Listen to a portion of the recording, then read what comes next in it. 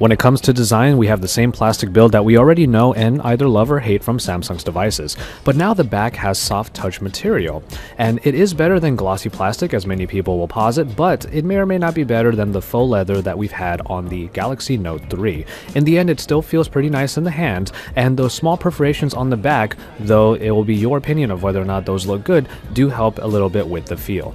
The shape of this phone is very similar to the Galaxy S4, however we do have much flatter sides and also the more rounded corners that were reminiscent of the Galaxy Note 3.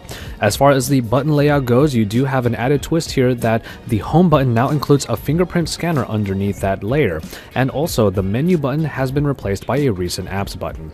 As far as the feel in the hand goes, we are dealing with a 5.1-inch display here, so the phone is just a little bit bigger all the way around than the Galaxy S4. We are dealing with a slightly larger screen here at 5.1 inches, but it is a 1080p display despite rumors of even more resolution being available on the S5.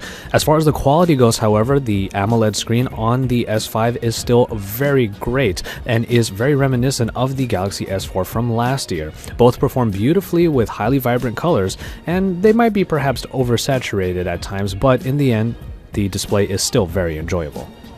Unfortunately, at the time of this recording, we've been unable to confirm exactly which SoC is going to appear in the Galaxy S5, but what we do know is it's a quad-core 2.5 GHz processor that should bring a lot of boosts in performance, so stay tuned for an annotation that will confirm which processing package will be found in here. As far as hardware goes, we do see Samsung return to the general trope that they have of adding in basically everything but the kitchen sink. We'll start off with the 16 or 32 gigabytes of onboard storage that can be bolstered by a micro SD card slot. As far as the battery goes, a 2800 milliamp hour removable battery is available, which its capacity may not be a large leap for Samsung, but they did look to give great power saving options. One in particular is an ultra power saving option, which not only gives you a very minimalistic home screen, but also makes everything completely grayscale.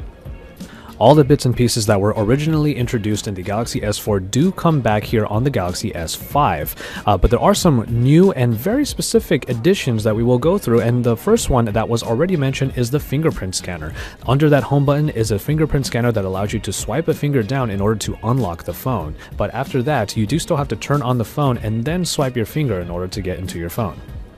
The other very interesting addition in the Galaxy S5 is the inclusion of a heart rate monitor, which is located right below the camera optics on the back. Essentially what happens is you can open up S Health, start the heart rate monitor, and when you lay a finger on top of the unit, it will read your heart rate and display it for you. It is good for all of those health fanatics out there, but is also a bit questionable in terms of whether or not it's going to be ultimately useful for everybody.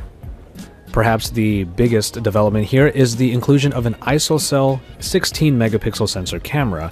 Now, this camera is capable of some great shots, as Samsung claims, and as far as the video capabilities go, 4K recording is available, but it is limited at 5 minutes because of the sheer size of the files.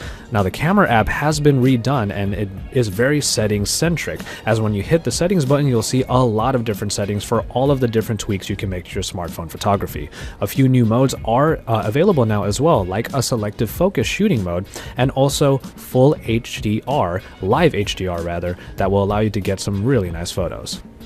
And finally, we make it over to software, and if you were looking for a very big update to the TouchWiz UI, due to the teasers that were coming out very recently for the Unpacked event, you might be a little disappointed. After all, the very things that make TouchWiz, well, TouchWiz, have remained largely the same, and it might be hard to tell what really is different. Well, the toggles in the notification dropdown are now similar to the ones that were found in the Note Pro tablet series, as everything is comprised of circles. The same goes for the settings pages. As far as multitasking goes, it does take on a somewhat different approach now that the menu button has been replaced with a recent apps button.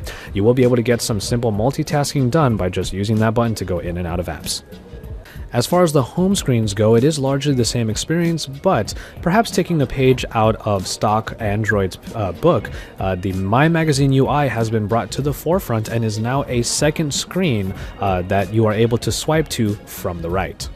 Ultimately, if you were looking for an upheaval of the general TouchWiz UI, you probably aren't getting it here in the Galaxy S5. However, all of the features that were introduced in previous Galaxy S devices and even Note devices do make it over here, and should provide a very full-featured experience. And so, There you have it for this first look at the Samsung Galaxy S5. Much like Samsung has done with previous Galaxy devices, they're really looking to put as much as they can into this one phone. Thankfully, it is put into a screen that is very enjoyable to use, and after that, it does pack a lot of power with that new processing package. In the end, whether or not all of the features are useful for you is something you're going to have to find out when this phone comes out onto the market. Well, until then, stay tuned to Android Authority for all of the best coverage from the Mobile World Congress here in Barcelona, Spain.